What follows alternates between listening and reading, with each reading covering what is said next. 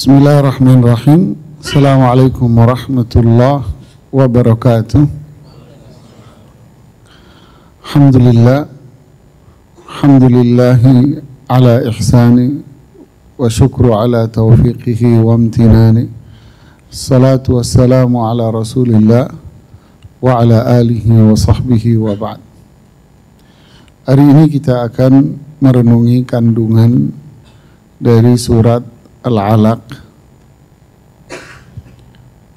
Tentu kita tahu semua bahwa surat Al-Alaq adalah surat atau wahyu yang pertama kali Allah turunkan kepada Rasulullah sallallahu alaihi wasallam. Ini adalah surat pertama atau ayat yang pertama yang Allah turunkan dari Al-Quran kepada Rasulullah sallallahu alaihi wasallam, yang berarti ini adalah wahyu pertama, yang berarti itu adalah perubahan status pada diri Muhammad bin Abdullah bin Abdul Muttalib menjadi seorang nabi dengan diturunkannya wahyu yang pertama ini. Kemudian dengan diturunkannya wahyu yang kedua, yaitu surat Al-Mudaththir, ya ayyuhal mudaththir, dan seterusnya, itu perubahan kenaikan level yang berikutnya, yaitu beliau diutus menjadi seorang rasul. Inilah awal perubahan yang terjadi pada alam semesta. Bagaimana kisah cerita awal wahyu ini diturunkan? Nah, sebelum kita membahas surat ini, alangkah baiknya kita ingin tahu bagaimana awal kisah wahyu ini turun kepada Rasulullah sallallahu alaihi wasallam. Dikisahkan oleh Imam Bukhari dan Imam Muslim dalam kedua kitab sahihnya. Kita baca, kita lihat kisahnya diceritakan oleh Ibunda Aisyah radhiyallahu taala anha.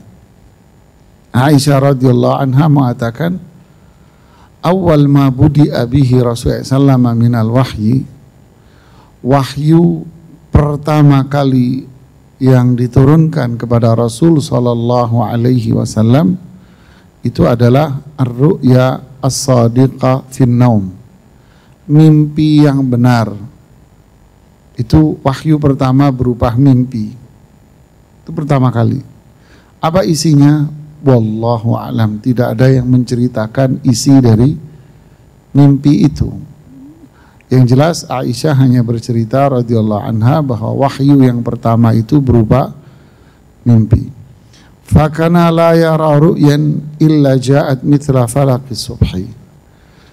Maka sejak saat itu tidaklah Rasulullah SAW melihat mimpinya, melainkan mimpi itu datang seperti cahaya subuh. Jadi mimpinya ini bentuknya, isinya seperti cahaya subuh. Berarti kegelapan, kemudian tiba-tiba muncul apa? Cahaya. Mimpinya kayak gitu. Ya, itu mimpinya. Lalu setelah mimpi ini muncul tahap yang kedua, fase kedua dari kehidupan Rasul sallallahu alaihi wasallam. Tsumma hubbiba ilaihil khala. Sejak saat itu Rasulullah sallallahu alaihi wasallam suka menyendiri, menjauh dari kehidupan masyarakat Makkah. Dalam sejarah disebutkan Rasulullah SAW tidak suka dengan fenomena yang terjadi di masyarakat Makkah saat itu. Istilahnya kalau bahasa kasar kita udah mulai muak gitu ya, dengan syirik yang terjadi di situ. Nah dari situ Rasulullah SAW sudah mulai suka menyendiri, menjauh dari kehidupan. Itu menjelang usia 40 tahun usianya. Fakana ya'ti Hira, di mana beliau suka menyendiri, menyendirinya di sebuah gunung namanya gunung yang sekarang masih ada di Arab Saudi, dan di atas gunung itu ada sebuah gua yang disebut dengan nama Gua Hira. Ya. Posisi Gua Hira itu tidak persis di atas puncak gunungnya, tidak, tapi di bawah puncak gunungnya, di bawah sedikit dari puncak gunungnya. Kalau sekarang dibuatkan di bawah gunung itu area kayak rekreasi wisata sejarah. Di situ ada wisata sejarah, sebuah bangunan yang disebut dengan nama Museum Wahyu. Nanti disidorkan oleh para pendatang di situ bagaimana cerita sejarah, tapi dalam bentuk visual. Jadi dibuat miniatur kota Makkah. Ya. Anda bisa browsing di YouTube, ada. Nah, dibuatkan pula nanti ada rute perjalanan dari situ naik ke atas gunung dengan menggunakan 2 kendaraan. Bisa pakai kereta layang itu, dan juga bisa menggunakan mobil seperti jeep naik ke atas yang punya kemampuan naik tinggi. Tapi sampai sekarang belum diresmikan. Luar biasa perhatian kerajaan. Kemudian selanjutnya hadis ini, fayatahannatsu fihi, Rasulullah SAW lebih suka menyendiri di gua itu. Ya, tidak disebutkan apa yang pasti yang dilakukan oleh Rasulullah SAW. Yang jelas beliau menyendiri di sana. Wa yatazawwad lidzalik, beliau berbekal bawa makanan-makanan untuk naik. Gunungnya tinggi sekali jamaah. Saya lupa ada berapa ketinggiannya, ada berapa ribu kaki gitu ya. Kalau kita naik kira-kira pagi naik jalan kaki, mungkin sore baru bisa nyampe ke guanya. Siang apa sore bisa nyampe. Ya, terima kasih kalau kita suruh naik. Tapi Rasul SAW di usia itu beliau naik ke atas. Inilah perjuangan ya. Ya, saya ingin menggambarkan kepada kita bahwa kita saja tak mampu untuk naik, kecuali anak yang biasa naik gunung gitu ya, terlatih untuk itu. Tapi Rasulullah SAW naik jemaah di usia segitu. Ya. Wah, yang luar biasa lagi apa? Tsumma yarji'u ila Khadijah fatuzuwida limithliha. Jadi naik ke atas dengan ketinggian yang luar biasa, dan itu batu-batu semua, batu-batu ya. Kalau sekarang dibuatkan jalan kakinya. Ya. Naik ke atas, membawa bekal makanan. Ketika bekal makanan beliau habis, beliau turun lagi, pulang lagi menemui istrinya Khadijah. Waktu itu istrinya masih Khadijah beliau. Dibawain lagi bekal-bekal makanan untuk beberapa hari. Ya. Disebutkan harinya ganjil ya. Kenapa? Wallahu a'lam. Belum naik lagi ke atas. Begitulah seterusnya jamaah, kira-kira 6 bulan lebih. Persis di usia 40 tahun 6 bulan. Kalau enggak salah 10 hari usianya tepatnya. Hatta faja'ahul haqqu wa huwa fi ghairi Hira.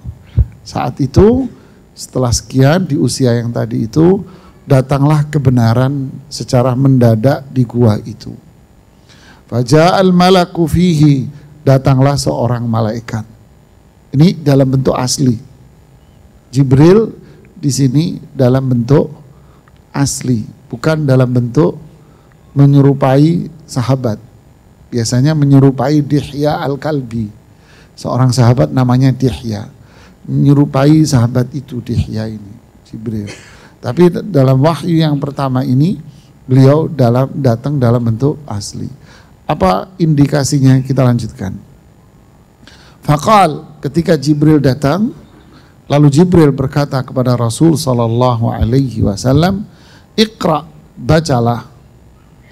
Lalu Rasulullah SAW menjawab, Ma ana biqari, saya tidak bisa membaca. Lalu fa'akhadhani faghattani hatta balagha minnil juhdu thumma arsalani. Lalu Jibril memegang saya, kemudian Jibril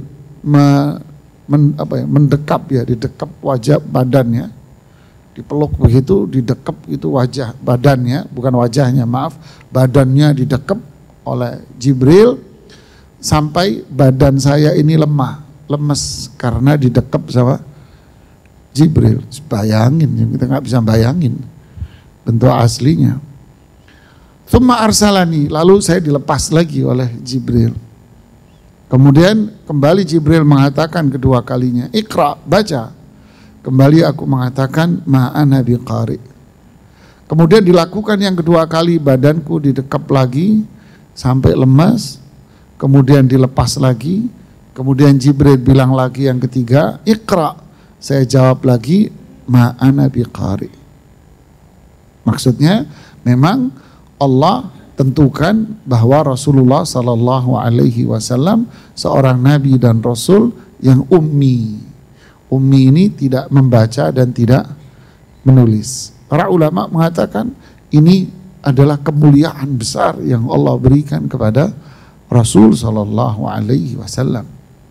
Dan pula Allah jadikan banyak para sahabat itu juga ummi. Para sahabat itu juga nggak membaca, nggak menulis. Ini kemuliaan besar. Tentu hikmahnya bisa kita lihat ya, untuk satu menjaga akurasi, kesucian dan kemuliaan wahyu, agar tidak ada tuduhan-tuduhan dari orang-orang musyrik. Ya, itu aja sudah banyak tuduhan kan gitu ya. Tapi Allah berikan kemuliaan dari itu semua, bahwa Allah jadikan Rasulullah SAW ini memiliki kemampuan daya ingat IQ yang di luar manusia umumnya. Allah berfirman, sanuqri'uka fala tansa illa masya Allah. Kami akan membacakan Al-Quran kepadamu wahai Muhammad, dan sejak saat itu kamu tidak akan melupakannya. Begitu juga para sahabat. Ya, para sahabat dibacakan Al-Quran sekali oleh Rasulullah SAW, mereka langsung apa? Tidak lupa. Kayak duduk di sini, apalin ya setoran, mereka gak ada jamaah setoran lagi. Ya, Rasulullah bacain, ini tadi ada Jibril turun, Allah menurunkan wahyu kepadaku ini, dibacain wahyunya ini, sekali-sekali tok dibaca. Inilah kemuliaan yang Allah berikan kepada mereka. Sama Rasulullah SAW ngomong, Rasulullah SAW bicara, sekali ngomong bicara, mereka langsung apa? Mampu menghafal semua yang diomongin oleh Rasul SAW.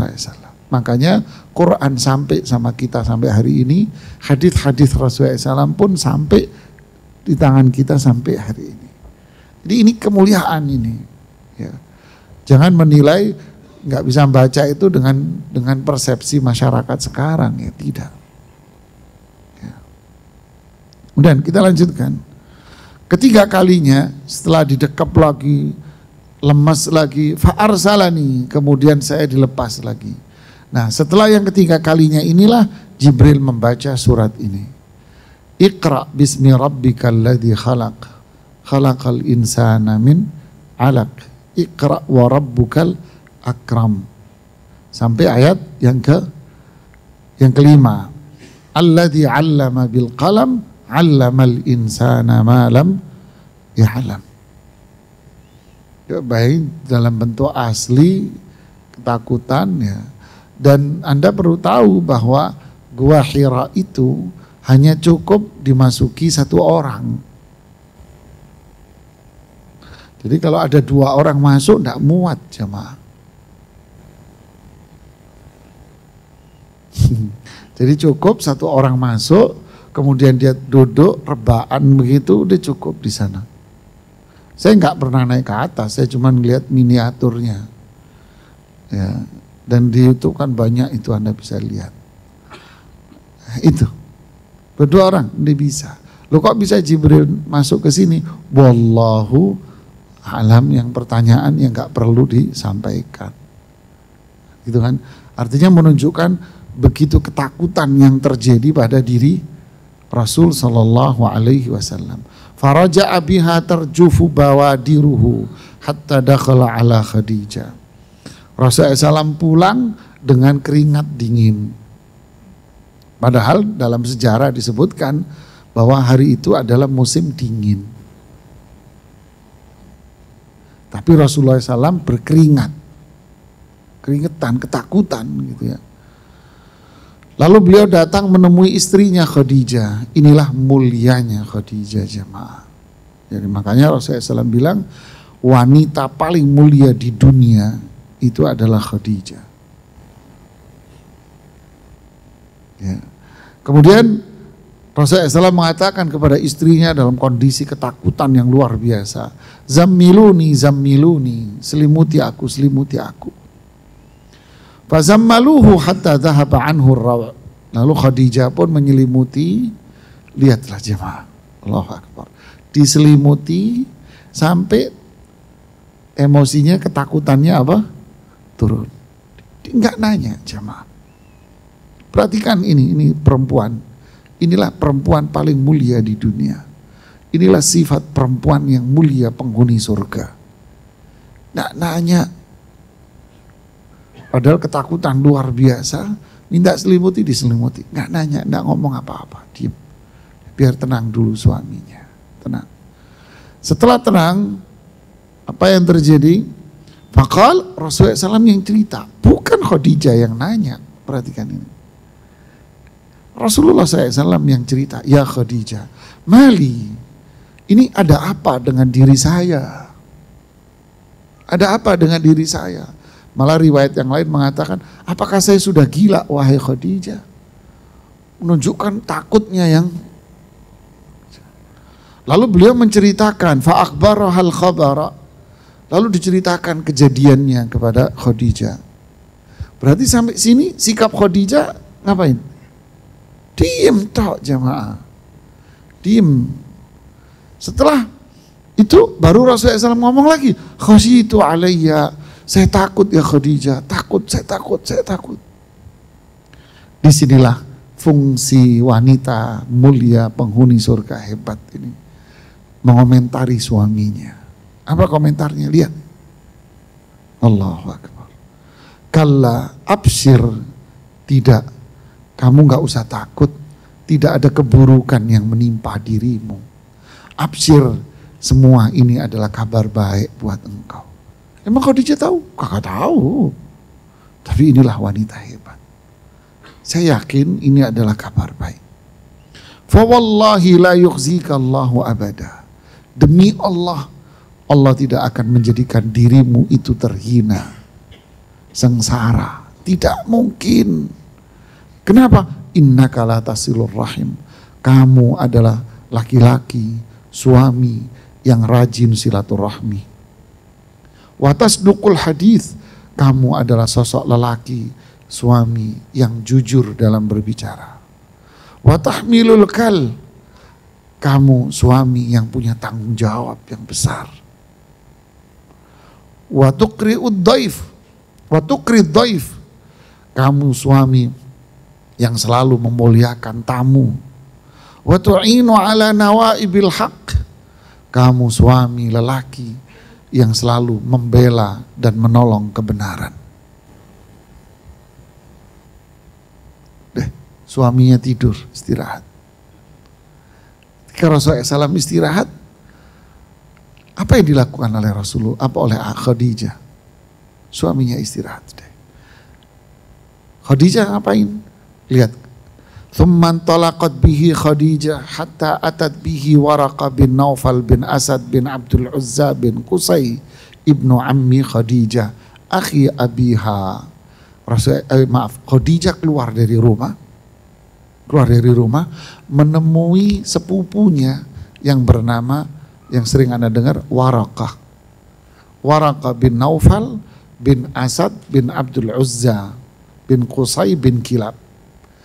Waraqah ini sepupuan sama Khadijah. Sepupuan sama Khadijah. Jadi orang tuanya kakak adik. Orang tuanya kakak adik. Kenapa kok menemui dia? Waraqah kana mra'an tanassar fil jahiliyah. Dia seorang laki-laki satu-satunya yang agamanya Nasrani tulen. Dia cuma satu tok. Yang lainnya sudah dirubah-rubah kitab sucinya. Sejak saat itu sudah banyak berubah. Yang cuma berpegang dengan Injil yang asli, Waraqah ini aja. Waraqah ini tak yang bawa Injil yang asli. Dia tahu persis apa yang terjadi. Wa kana yaktubul kitab al-Arabi. Dia nulis bahasa Arab juga, nulis bahasa Persia juga. Dia bisa bahasa Persia. Wa kana syaikhan kabiran qad ami. Saat itu Waraqah ini sudah sepuh, sudah tua, buta matanya. Khadijah cerita, Ibn Am, anak dari pamanku, sepupuku gitu ya. Lalu dikisahkanlah apa yang beliau dengar dari Rasulullah Sallallahu Alaihi Wasallam. Lalu Khadijah menjawab, Matara, Matara, menurutmu apa? Fa akhbarahu Rasulullah Sallallahu ma ra'a. Ya, diceritakan lagi detailnya. Lalu Waraqah menjawab, hadan namus alladhi unzila ala Musa. Dalam bahasa Persia, Jibril itu disebut dengan nama namus. Di bahasa Persia di Injil yang asli. Sehingga Waraqah bilang itu namus yang datang menemui Musa juga. Musa dulu ditemui ini. Isa juga didatangi dia. Ini namus. Jibril maksudnya. Lalu Waraqah bilang, kemudian bilang, mana tuh? Laitani fiha jada'a akunu hayyan hina yukhrijuka qaumuka. Laitani fiha jada'a. Semoga aku bisa menjadi penolong dia nanti. Nah, ini kata-kata ini digarisbawahi ini sama para ulama. Saya berharap saya bisa menjadi penolong dia nanti. Di saat penduduk Makkah ini mengusir dia. Nah, atas dasar ini para ulama mengomentari apakah Waraqah ini masuk Islam? Jawaban para ulama mayoritas mengatakan iya, Waraqah masuk Islam. Atas kata-katanya ini berarti klop dengan yang dia ketahui pada kitab Taurat sama Injil yang dia faham. Kemudian faqala Rasulullah SAW, lalu Rasulullah SAW berkata, maksudnya kepada Khadijah tentunya, amukhrijiyahum, apakah mereka mengeluarkanku? Kemudian Waraqah menjawab, na'am ya'ti rajulun qad bima ji'ta bihi illa udi wa in yudrikuni yaumuka ansurka nasran mu'azzara. Tidak ada orang yang seperti Anda, pasti dia akan diganggu dan diusir dari negerinya. Jika aku hidup panjang umur nanti di masamu itu, saya akan bantu kamu dan saya akan berdiri di sampingmu. Nah, ini kalimatnya. Ya. Makanya ceritakan bahwa si Waraqah ini masuk Islam. Walam yanshub illa tufi. Enggak lama setelah itu Waraqah ini wafat. Nah, ini kisah dari apa namanya? Wahyu yang pertama. Tentu di hadis yang panjang ini banyak sekali keutamaan besar buat kita. Ya, makanya Syekhul Islam Ibnu Taimiyah mengatakan bahwa di dalam kisah ini, wahyu yang pertama ini adalah sebuah keajaiban yang luar biasa. Terutama kandungan makna dari surat Al-Alaq ini adalah keajaiban yang luar biasa. Kenapa? Karena itu adalah pondasi pertama dari Islam. Ini pondasi awal. Dan pondasi awal Islam ini berisi keajaiban-keajaiban dan keagungan-keagungan yang luar biasa, jemaah. Sehingga beliau, Syekhul Islam Ibnu Taimiyah, mengupas keajaiban dari surat Al-Alaq itu sampai 200 halaman lebih. Setahun kita bahas ya, Mak. Bukan kajian zuhur. Kemudian Ibnu Katsir mengomentari, kalimat komentar Ibnu Katsir simple tapi dalam maknanya. Beliau bilang fa awwalu syai'in nazala minal Qur'an hadhil ayat al-karimat al-mubarakat. Wahyu pertama kali turun kepada Rasulullah sallallahu alaihi wasallam itu adalah ayat-ayat yang penuh dengan kemuliaan dan penuh dengan kebaikan ini. Nah, ini singkat Ibnu Katsir. Ini adalah mulia dan kebaikannya luar biasa banyaknya. Sampai kata gurunya Ibnu Katsir ini murid dari Syekhul Islam Ibnu Taimiyah. Jadi Ibnu Katsir ini muridnya Ibnu Taimiyah, murid senior. Tapi fikihnya beda mazhab. Ibnu Taimiyah, Ahmad Ibnu Taimiyah mazhabnya Hambali. Ibnu Katsir mazhabnya Syafi'i, tapi beliau ini muridnya sampai wafat. Ibnu Qayyim murid sama sekelas bahasanya. Tapi mazhabnya beda juga sama Ibnu Katsir. Jadi uniknya kalau masyarakat sekarang sebagian mereka ada yang kalau sudah disebut nama Ibnu Taimiyah itu pobi gitu loh, seolah-olah kayak ada bom Hiroshima meletus di kupingnya, ngamuk gitu ya. Tapi kalau Ibnu Katsir mau membacanya, padahal Ibnu Katsir belajar semua ini dari siapa? Ini kan, ya memang benar para ulama dulu bilang kebodohan itu musuh dari dirinya sendiri. Orang jahil itu musuh siapa? Musuh dirinya sendiri, Mas. Makanya kalau ada orang jahil jangan diladenin. Anda ngelayani orang yang jahil sama-sama enggak waras. Sing waras alah, didiemin aja. Jangan dikomentari, Mas. Capek. Kata Imam Syafi'i, saya selalu menang dalam setiap perdebatan. Tapi saya debat sama model satu orang yang saya tidak pernah menang. Selalu kalah. Siapa? Debat sama siapa? Sama orang bodoh.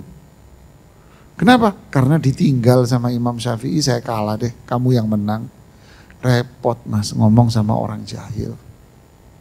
Ya, kembali ke sini. Ibnu Katsir bilang, wa huwa awwalu rahmatin rahimallahu bihal ibad. Ini adalah kasih sayang Allah pertama buat semua manusia. Wa awwalu ni'matin an'amallahu biha alaihim. Ini nikmat pertama yang Allah berikan kepada manusia. Loh, sebelumnya enggak ada. Ada. Rahmat Allah itu luas. Nikmat Allah itu enggak bisa dihitung. Tapi nikmat Allah yang paling besar, paling tinggi, yang nomor satu adalah nikmat diutusnya Rasulullah SAW buat kita. Rahmat Allah yang paling besar buat kita adalah diutusnya Rasulullah SAW buat kita. Artinya kalau kita tidak mau mempelajari, tidak mau ikra, nah ini nanti akan kita jelaskan. Ikra, tidak mau ikra, tidak mau membaca.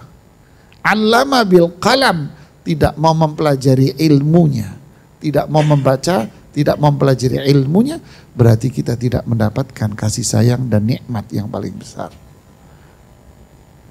Disinilah Allah bilang di surat Al-Fatihah, siratal ladzina an'amta, orang yang engkau kasih nikmat. Ini nikmat paling besar, jemaah. Dunia tidak ada artinya. Kesehatan tidak ada artinya. Apalah artinya dunia dan sehat kalau dia tidak menjalankan petunjuk Rasul SAW. Inilah rahmat yang besar. Inilah nikmat yang besar. Di ayat ini yang dikatakan oleh para ulama, ini adalah keajaiban yang luar biasa.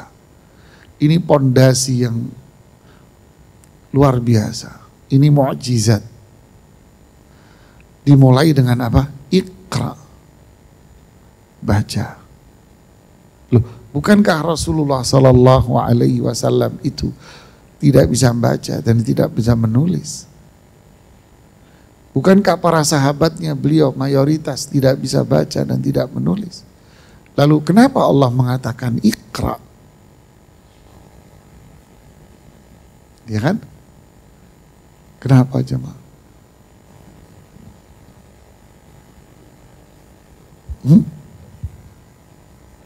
Ada yang bisa komentar?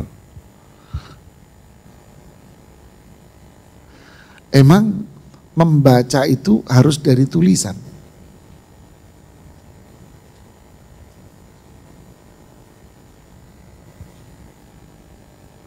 Hah? Coba lihat di surat Al-A'la, sanuqri'uka fala tansa. Apa terjemahnya? Kami akan membacakan kepadamu dan kamu tidak lupa. Iqra kan? Baca. Kami membacakan. Berarti yang dimaksud bacalah di sini itu apa? Rasulullah SAW baca?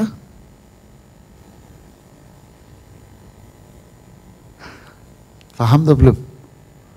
Iqra, baca. Apakah Rasul SAW yang baca? Allah bilang, sanuqri'uka, kami bacakan kepadamu. Di surat Al-Qiyamah, fa'idha qara'nahu fattabi' qur'ana. Jika kami sudah membaca Quran, kamu ikuti bacaan Quran itu. Jadi qiraah di sini apakah harus dari tulisan? Hah? Harus dari tulisan jemaah? Tidak. Qiraah di sini qiraah apa? Bahasa Arabnya bilang qiraah zihniyah. Membaca dari memori. Membaca dari memori. Maksudnya, ya dibacakan. Fa'idha qara'nahu, kalau kami sudah membacakan, kamu baca. Loh, kok bisa? Ya, karena apa? Fala tansa. Karena ketika kami baca, lalu didengar oleh telingamu, di situ kamu tidak akan lupa. Akan nempel di memori, lalu setelah itu apa? Iqra. Baca apa yang ada di memori Anda. Ini yang disebut dengan istilah tilawah. Sering dengar istilah tilawah. Tilawah Quran, musabaqah tilawah Quran. Ya kan? Tilawah itu apa berarti? Hah? Baca? Bukan. Jadi tilawah apa? Baca? Bukan. Tilawah itu apa? Ngikut, Mas. Ngikuti lalu melakukan. Berarti ngikut siapa? Ngikut bacaan. Kasih ilustrasi gini. Anda punya anak kecil, umur berapa anak Anda? Setahun, 2 tahun ya. Anda mau ngajarin. Nih. Anak Anda mau makan ini. Anda bilang apa? Tisu. Apa? Bingung anak Anda kan? Tisu. Anak Anda bilang apa? Ngikut kan? Tisu. Ah, pinter. Anak Anda berarti ngapain? Tilawah. Ngikuti Anda, lalu dia meniru. Itu namanya tilawah, Mas. Disinilah Allah bilang kepada Rasul, Iqra. Fahamnya Rasulullah SAW apa? Baca dari tulisan. Rasul bilang, saya nggak bisa baca.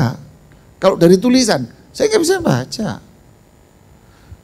Padahal yang dimaksud apa? Diulangi lagi, Iqra, nggak bisa baca. Iqra, nggak bisa baca. Dengerin. Iqra bismi rabbikal ladzi khalaq.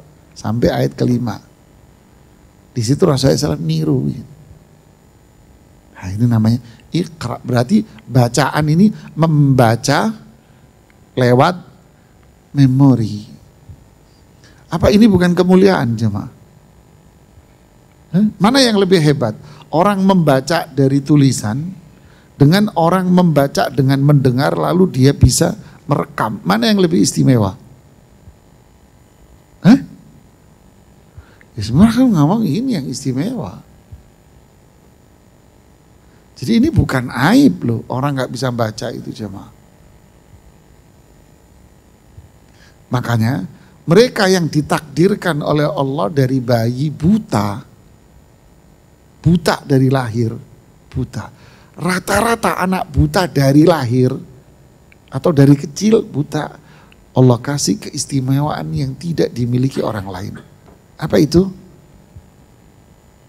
Kupingnya tajam, lem di memorinya lebih nempel daripada kita. Dia akan ingat coba. Ini orang buta. Nggak percaya? Coba tes. Apalagi Rasulullah SAW, apalagi sahabat yang akan membawa apa? Bendera dakwah Islam sampai hari kiamat. Jadi jangan termakan dengan omongan orang-orang liberal atau mereka-mereka yang nggak paham. Masa Nabi dibilang ummi, nggak bisa baca, nggak bisa nulis? Ngawur itu. Ini merendahkan Nabi. Yang dimaksud ummi itu maknanya bukan buta huruf, bukan nggak bisa nulis. Ada kan yang komentar gitu kan? Yang ngawur ente. Ya kan, dia yang nggak paham tapi komen. Berarti dia merendahkan Rasul Sallallahu Alaihi Wasallam. Lihat ayat ini bunyinya, Iqra, baca. Ini qiraah. Wahyu pertama kali nih, nikmat pertama, rahmat pertama itu apa? Qiraah. Apa yang dibaca? Buku-buku yang lain, Bismi Rabbik. Yang Anda baca adalah apa yang Allah Rabb turunkan kepada Anda. Dia tidak menyebutkan Iqra Bismillah. Enggak. Karena kan belum kenal Allah. Yang dikenal siapa? Yang nyiptain siapa ini? Siapa yang nyiptain alam? Tuhan. Berarti apa? Bacalah sesuatu yang datangnya dari Tuhan yang menciptakan kamu. Bukan membaca dari yang lain. Bukan membaca dari siapapun. Baca yang datangnya dari Tuhan yang nyiptain. Baca itu. Jangan baca yang lain kamu. Inilah pondasi Islam. Dari situ orang akan menjadi muslim.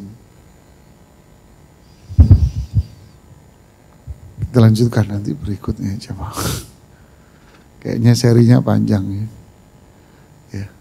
Wallahu ta'ala alam. Kalau ada yang mau bertanya silahkan.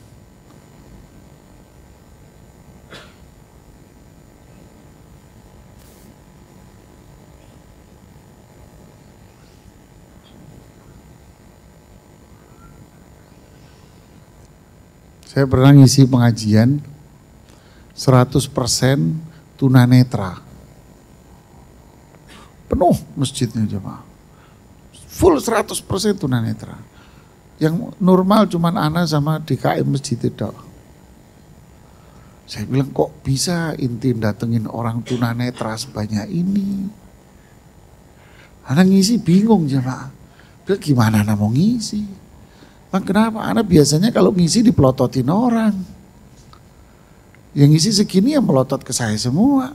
Lah ini yang ngelihat siapa? Saya bilang. Bingung saya jamaah. Ini pertama-tama bingung gitu. Udah ngisi aja Ustaz, senang aja. Ngisilah saya jamaah. Dari jam 9 sampai setengah 11 saya ngisi. Diem, nggak ada yang goyang, nggak ada yang, nggak ada. Diem mereka. Laki perempuan diem. Suara nggak ada jemaah. Masya Allah, ini baru kali ini saya dengar ngisi pengajian pendiam semua begini. Ini dengerin apa turu jelas mati saya. Ya sudahlah, saya ngisi aja terus. Selesai, silakan ada yang mau bertanya. Nanya tuh orangnya. Kan orang buta cenderung nunduk gitu kan ya. Saya silakan. Di situ saya kaget jemaah. Ustadz tadi mengatakan kata-kata saya diulangi persis, nggak ada yang dikurangi. Padahal saya bicara 1,5 jam. Kata imam masjidnya yang duduk sebelah saya, Ustadz baru tahu Ustadz, kan saya bilang ngomong aja, katanya dia. Pengomong saya, subhanallah, Allahu Akbar, saya bilang. Luar biasa memorinya. Saya jawab, nanya lagi yang sono, nanya lagi perempuan, ibu-ibu, sama aja Mak.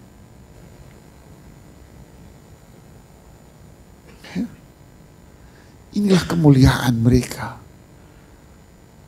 Makanya para ahli tafsir mengatakan, Allah mengutus nabi yang buta huruf. Inilah kemuliaannya. Dan sahabat itu jadi mulia. Ini mereka sahabat jemaah. Coba diajarin Quran nempel. Diajarin sabda-sabda Nabi, tidak ada yang lupa. Redaksinya kalau lupa, mereka sebut atau. Iman itu terdiri dari 70-an cabang. Atau 60-an. Kalau dia lupa, dikasih atau. Berarti apa redaksinya? Iya.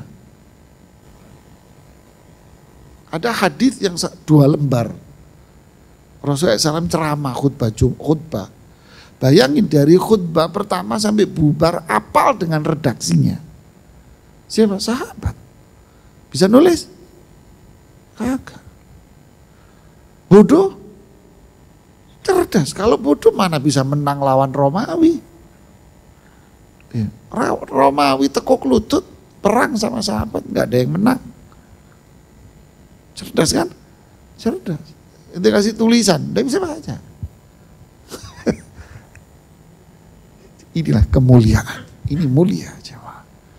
Jadi kesimpulannya, kalau kita melihat saudara kita yang buta atau nggak bisa mendengar, mereka punya kelebihan yang tidak bisa kita miliki jemaah. Ya, jangan merendahkan mereka yang punya kekurangan fisik. Dia punya kelebihan yang kita tidak punya.